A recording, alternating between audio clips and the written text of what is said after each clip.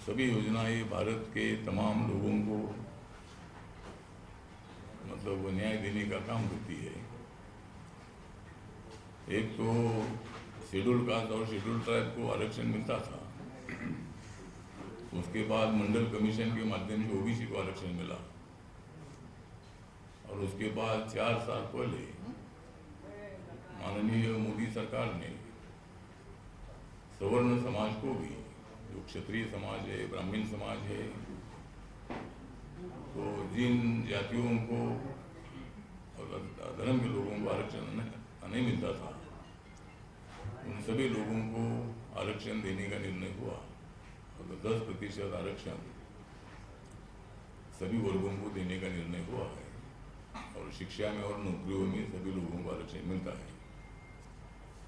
अभी हमारे जो सामाजिक न्याय और अधिकारिता मंत्रालय है, तो हमारे मंत्रालय के पास एक बालकृष्ण रेड्डी कमेटी थी। उन्होंने जो गुमांतु कम्युनिटी है, डीएनटी कम्युनिटी है, इनका सर्वे किया है।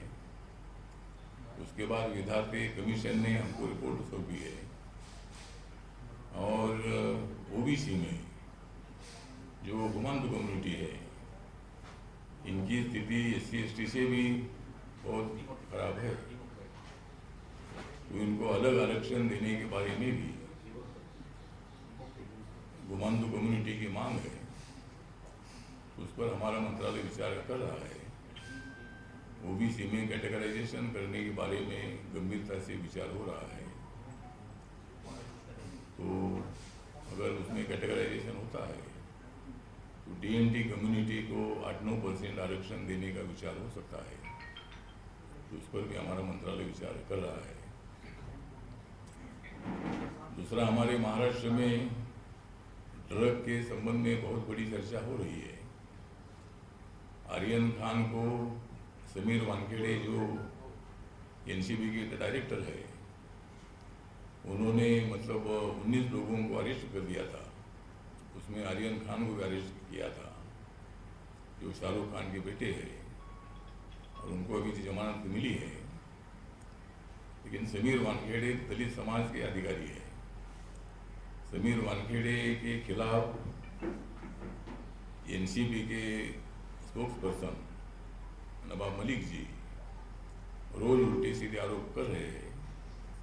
उनके व्यक्तिगत जीवन में मतलब जो बातें हुई थी, उनके पिताजी ज्ञानेश्वर वानखेड़े है, वो वाशिम के रहने वाले हैं, महाराष्ट्र के, और उन्होंने मुस्लिम महिला से शादी की थी। उसके बाद समीर वानखेड़े की भी शादी एक मुस्लिम लड़की से हुई थी, लेकिन उन्होंने कोई धर्म परिवर्तन नहीं किया है। वो तो दलित समाज के हैं, बाबा साहब अम्बेडकर जी को मानने वाले हैं। उनके पिताजी की शिक्षा MA तक हुई है, और वो स्टेट एक्साइज में इंस्पेक्टर के पोस्ट पर काम करते रहे, और वो उसमें से रिटायर हुए हैं। तो नवाब मलिक जी के जो जवई है, उनको ड्रग के केस में अरेस्ट कर दिया था। वो 8 महीना तक मतलब अंदर थे, और इसीलिए नवाब मलिक जी मतलब उल्टे सीधे आरोप कर रहे हैं। समीर वानखेड़े जैसे अच्छे अधिकारी को बदनाम करने का काम कर रहे हैं। तो मेरी पार्टी ने निर्णय लिया है कि समीर वानखेड़े एक अच्छे अधिकारी है, उनका साथ देना चाहिए, और इसीलिए मेरी Republican party of India Sameer Wankhede के साथ है, और उनके ऊपर बिल्कुल अन्याय नहीं होना चाहिए। और मुझे मिलने के लिए उनके पिताजी ज्ञानेश्वर वानखेड़े और उनकी पत्नी क्रांति रेडकर मुझे मिलने के लिए मेरे संविधान बंगले में बांद्रा में आए थे। तो जिनके ऊपर अन्याय होता है वो लोग मेरे पास आते हैं। कल अगर नवाब मलिक भी मुझे मिलने के लिए आते तो मैं भी उनको मिलूंगा, और जिनके ऊपर अन्याय होता है वो लोग मेरे पास आते हैं, मैं उनको न्याय देने का काम करता हूँ। मेरा मंत्रालय भी सामाजिक न्याय का मंत्रालय है, और इसीलिए उनको साथ देने का निर्णय मेरी पार्टी ने लिया है। और समीर वानखेड़े ये 25 लाख का शर्ट पहनते हैं, 75 लाख की घड़ी पहनते हैं, या उनके जूते इतने इतने ऐसे होते हैं, तो इसी तरह के आरोप मतलब किए जा रहे हैं।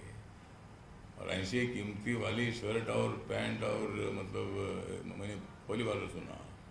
अच्छे कपड़े पहनते वो ठीक है, हम भी अच्छे कपड़े पहनते हैं, तो इसीलिए मतलब ऐसे आरोप लगाकर व्यक्तिगत बदनामी करने की कोशिश हो रही है, तो ऐसा नहीं होना चाहिए।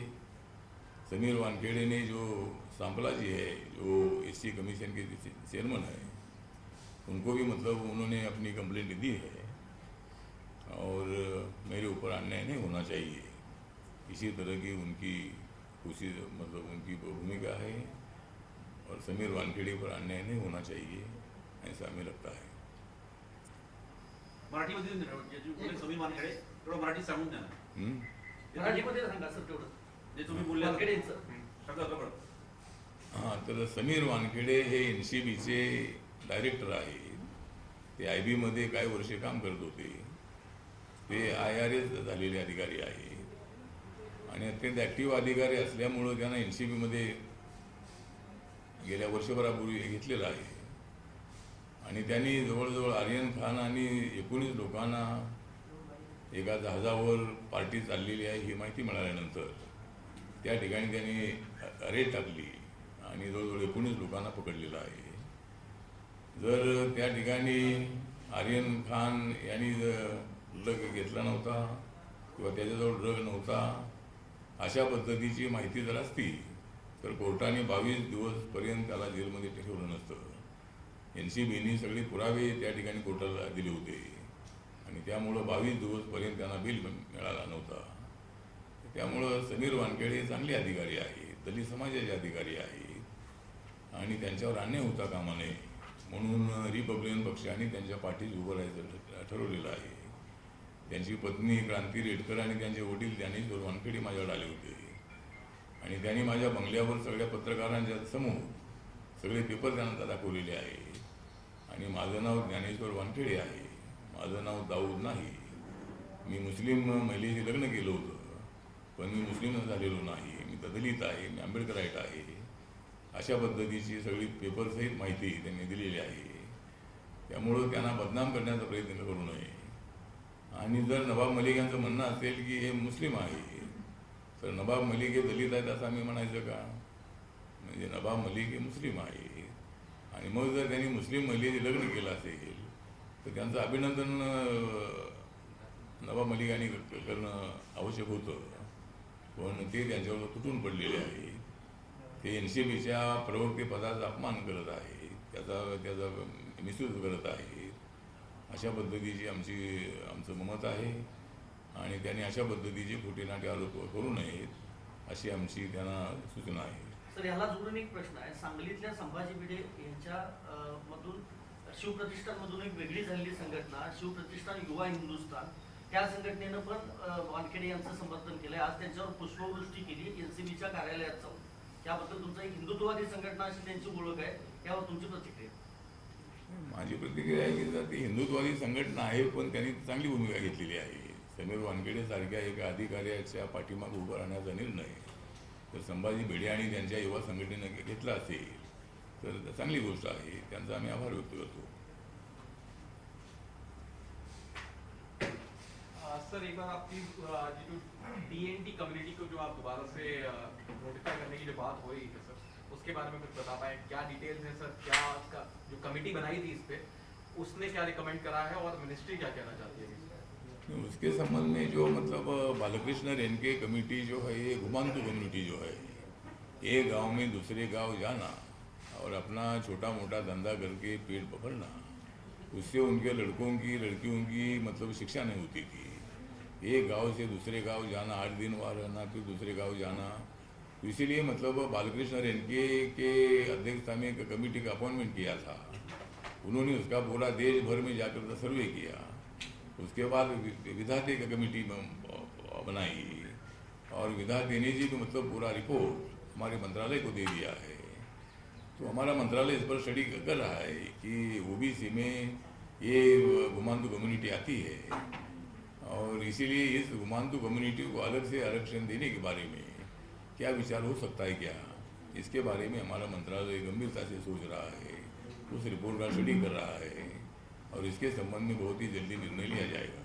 सर एक्सपेक्टेड है कुछ रिजर्वेशन कितने परसेंट मिल सकती है, या कमेटी की रिपोर्ट है वो कितना बता रही है, और क्या नवंबर में जो अब सत्र बैठने वाला है क्या उसमें आप लेकर के आएंगे ऐसा कुछ?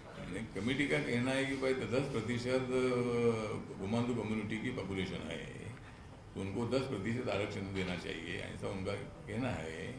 लेकिन हमारा मंत्रालय उस पर चर्चा कर रहा है, इसमें कितना कैटेगराइजेशन हो सकता है, क्या हो जाएगा तो उनका कितना % आरक्षण देना चाहिए, इस पर हमारा मंत्रालय स्टडी कर रहा है।